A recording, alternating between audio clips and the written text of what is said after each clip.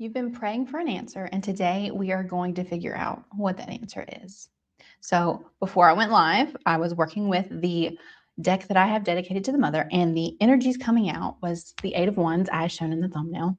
And then we got the Queen of Wands, the Queen of Cups, the Nine of Cups, and the Magician. And it was just like wishes fulfilled, so much fire, so much magnetism, so much just like fiery energy. On my way in, I was listening to Queen Herbie and the song Chakras. So you should maybe look at that, listen to it. Might have some insights for you there. It'll be interesting to see if that comes out in the reading later today. But let's go ahead and get into it. If you're watching this in the replay, remember you can always do 2x speed, or you can click the timestamps below. Welcome if you're new here. My name is Kayla. This is Maiden Mother Crone Tarot. So my angels are on my side. My spirit team is strong, and I have your back, friends. So whatever it is that you're praying about, whatever it is that you have on your mind right now, we're going to tap into it, and we're going to get clarity. We are going to get you some answers. But always remember, you have those answers. They are inside of you. They're resting in you, waiting for you to uncover them, waiting for you to remember them, waiting for you to tap into that truth. Okay? As always, use your discernment. Mother, can you please give us clarity, answers to this collective's prayers, what they have been praying for? What guidance do they need, please? I'm getting you prayed about this for a long time. Maybe you are giving up hope. Yeah.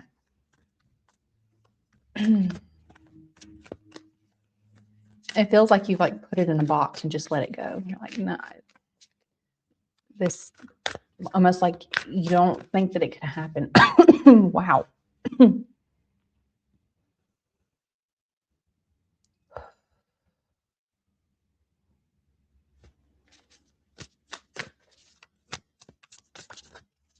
not sure what that was about. Maybe this has to do with your health.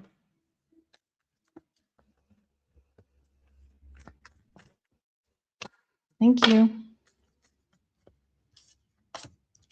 The Magician came out again, guys. That came out in my pre-work. One more card, please, Mother. That one. Wow, this is a lot of masculine energy here. We got at the bottom of the deck. Oh, and then there's the Empress on the bottom. Can you talk about divine feminine energy? I'll show you guys. I have to cover it up because of the YouTube rules. It's so beautiful. I wish I didn't have to cover it up. Let's see if I can put as least amount of coverage on it. I'll just do the Empress. Oh, she's divine. Lady of Leaves. That's the bottom of the deck energy. All right, so the first card we got, I used this card before in one of my readings, and I called him the King of Wands. He's definitely not the King of Wands. So I did the whole reading wrong. The Knight of Wands. With the Magician. Man, I just had hope surge through my body. And then the King of Pentacles. He matches my office.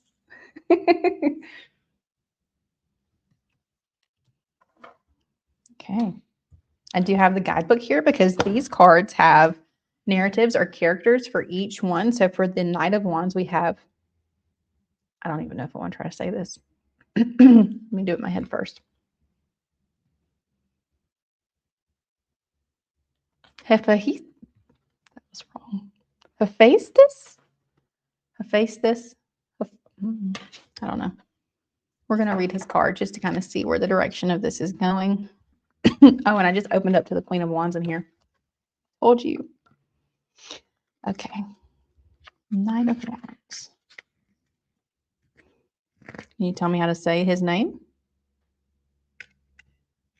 No, it doesn't tell me how to say his name.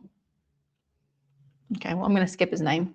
Mr. H was a fabled blacksmith living in a cave, far removed from wealth and decadence of the civilized world. Many traveled great distances to seek his skill. For in those days, a blacksmith was seen as more than a mere craftsman. He was a magician, and we got the magician. Dang it, this is good.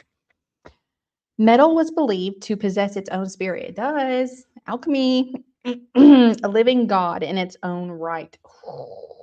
This is reminding me of A Court of Thorns and Roses, the last book. Court of Silver Flames. It's my favorite. You got any Nesta fans around here? Nesta girlies? Sorry, that's because she has really awesome powers and imbues them in metal. So that's where that came from. ADHD distraction.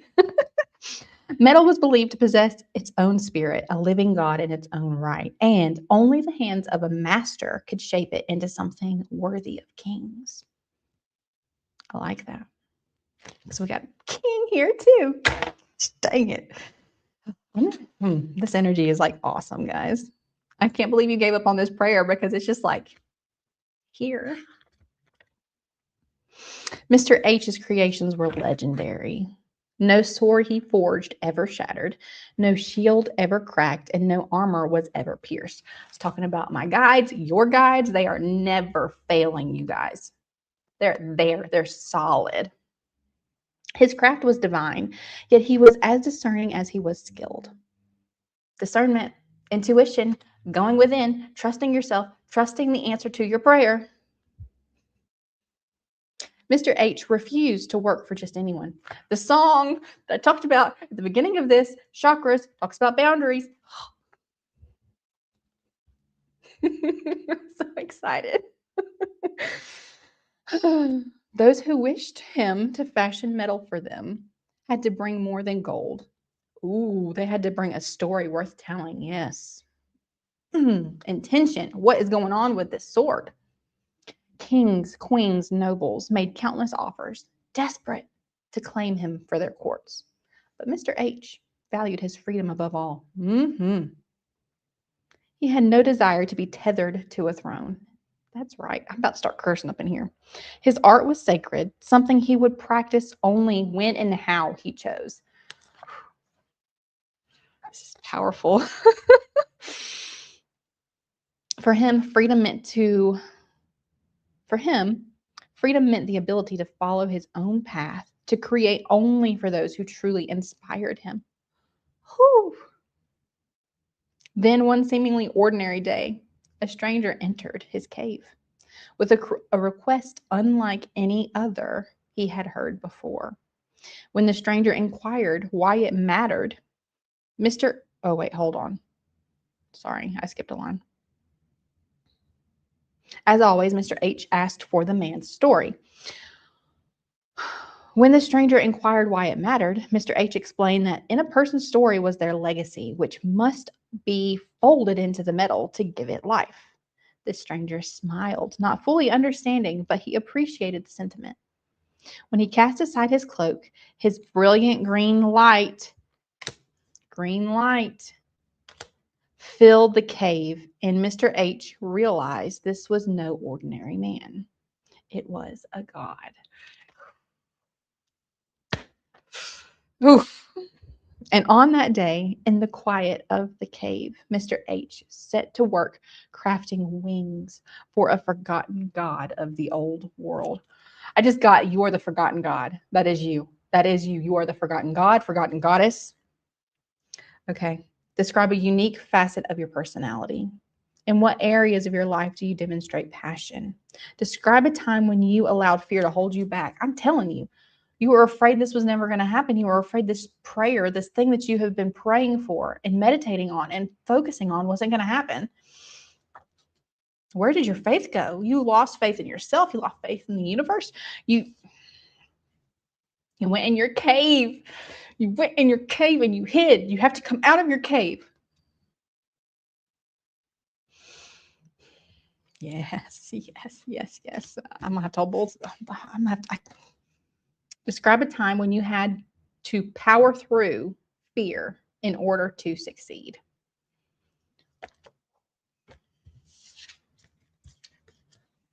Look at all this power, friends. This is power. And And then we just have all of this beautiful softness as well. Maybe you're like me. Maybe you're trying to, change your career and do something passionate, something that, sparks passion every single day and is aligned with, what you actually value in life. Not to make this reading about me, but a lot of people I feel like also do this, have pushed through careers that they were miserable in, that have did what was expected of them and didn't necessarily follow their soul's calling. I was thinking about that this morning during my walk. How it can be confusing when you're trying to align with your soul and when you're trying to, especially in your work, when you're trying to find meaningful work that aligns with your soul. And I kept thinking, like, the reason it's so difficult is because we're not actually being the soul. We're not aligned with the soul. We're trying to figure it out up here. We're trying to connect all the dots. And the soul is the experiencer. The soul is the one that just shows up. The soul is the one that has this intention, oh man, this card, I wish I would have read this story a long time ago. This has made me my favorite story. Oh, that's awesome. And I'm telling you, it reminds me of Nesta. She literally did this. She forged just swords, and they were the most powerful swords. Like, she's a death queen. The fire, silver fire. You guys got to tap into your power. Mm.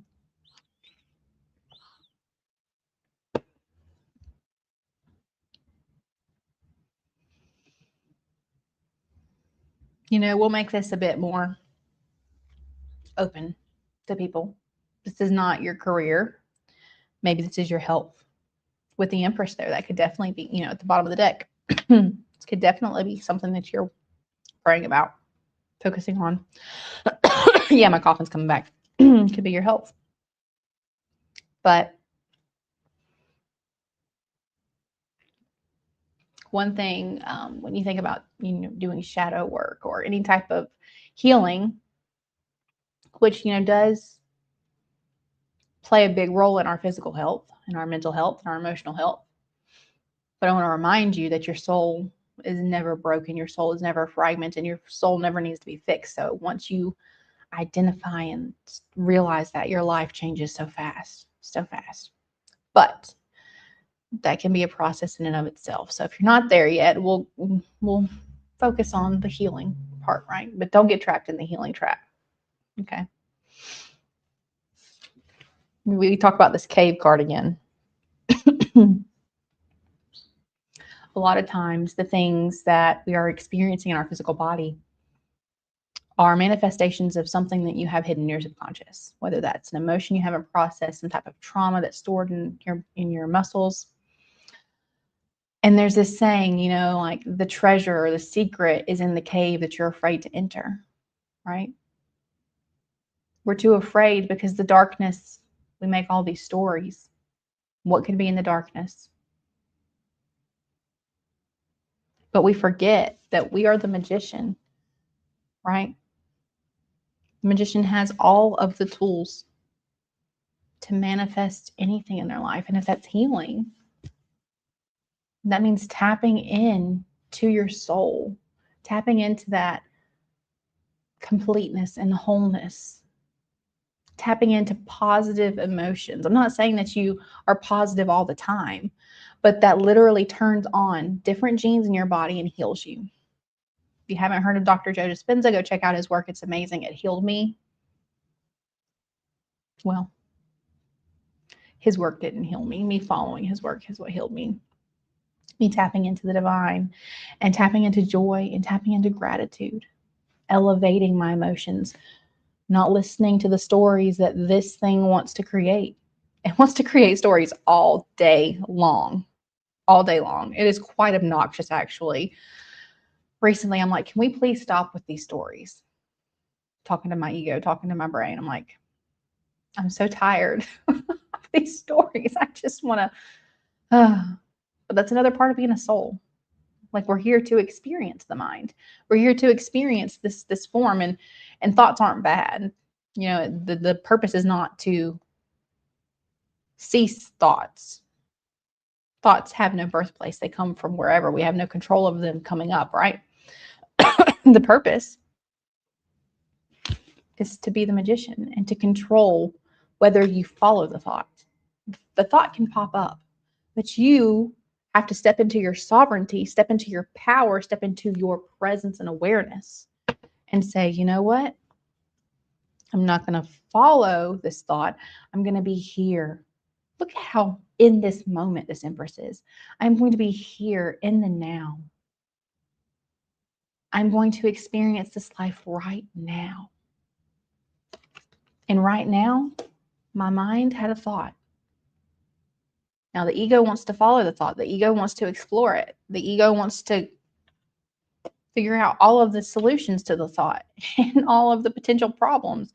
And it's going to probably focus on the negative because our ego is meant to help us survive. And survival means what is going wrong, right?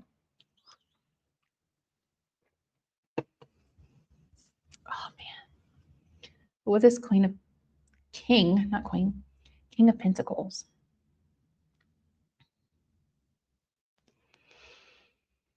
Just getting such grounded energy. Yeah. If this is healing work that you're doing for your body, presence is going to help a lot. Spending time in nature. I think everybody gets so tired of hearing that. It's like every person says you need to just go outside and spend time in nature. Yeah. Because if you do it consistently, the impact it has on your body is amazing. I mean, there's scientific studies about this. Why do you think that they have little parks and forests in very highly urbanized areas where there's like big cities and stuff? Because the research shows that I'm not even talking about the grounding thing that I was talking about. Grounding is where you're putting your feet on the earth or your hands. You're like actually allowing your physical body to ground with the earth. That has its own studies that are amazing. But just being in nature, it's so good for creativity. It's so good for your mental health. It clears your mind. It gets you into a fresh headspace. And so if you're working on healing, that is a wonderful way, especially if you have any water. Water is very healing. We are made up of mostly water, right? So why wouldn't we think to go there? You know, I have 4 kids. And so I watch lots of kids' movies. And in Frozen, I can't remember if it's the first one or the second one. Olaf, I think it's the second one, yeah. Olaf, the snowman, is talking about how water has gone through 7 creatures, right? Either animals or humans before it got to you. That's the life cycle of the water. And to me, that's so beautiful. And it reminds me of unity consciousness and how everything is connected and we are all part of the same I amness, the same consciousness, the same awareness. To think that the water that is making up your body right now, the water that you are drinking right now, has already moved through 7 other creatures. And there has to be some type of essence of that in the water.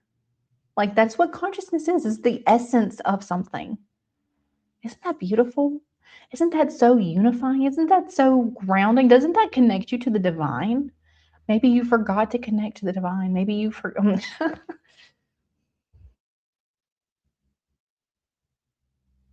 I know what it's like to lose hope, friends. I do. And it is not a fun place to be.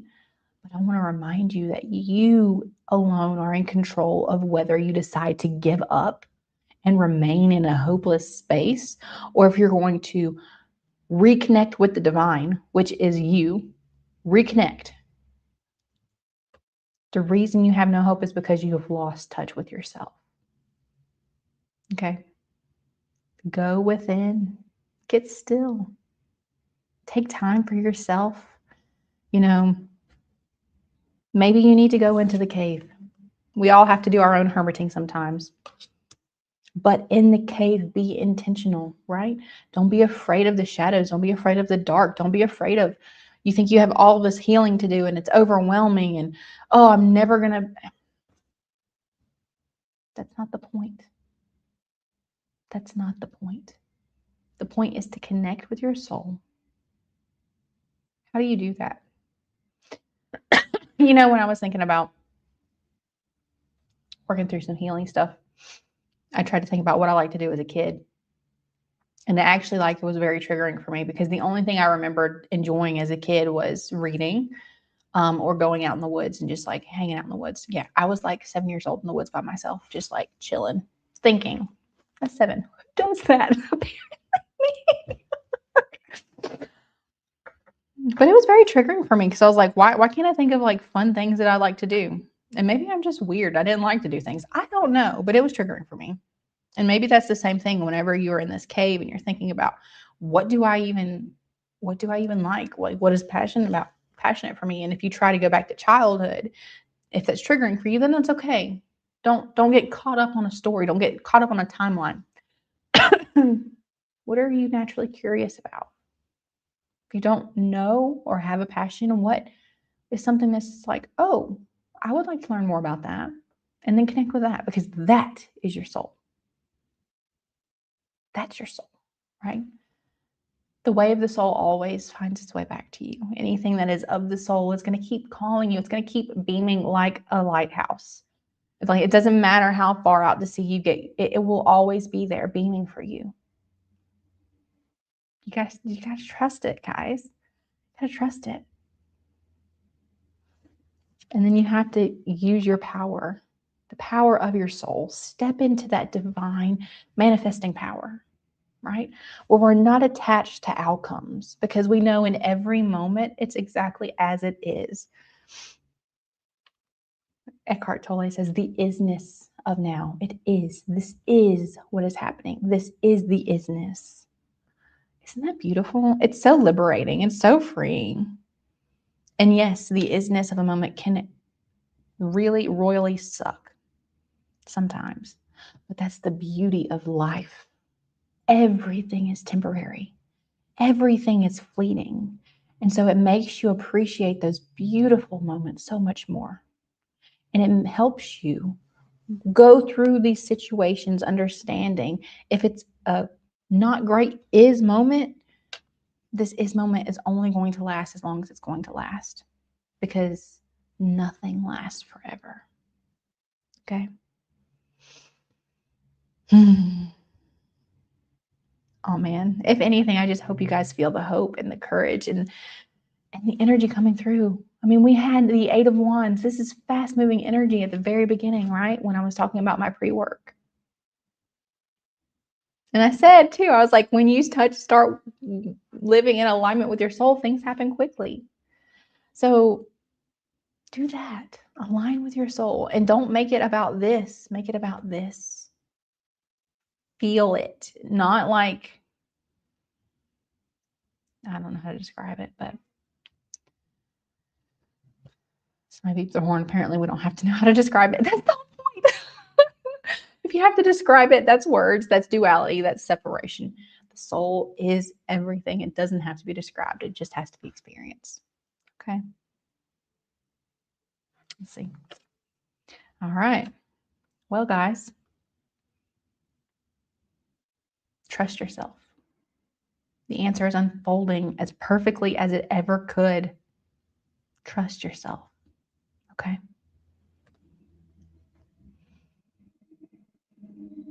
Sending so much love and so much light to you.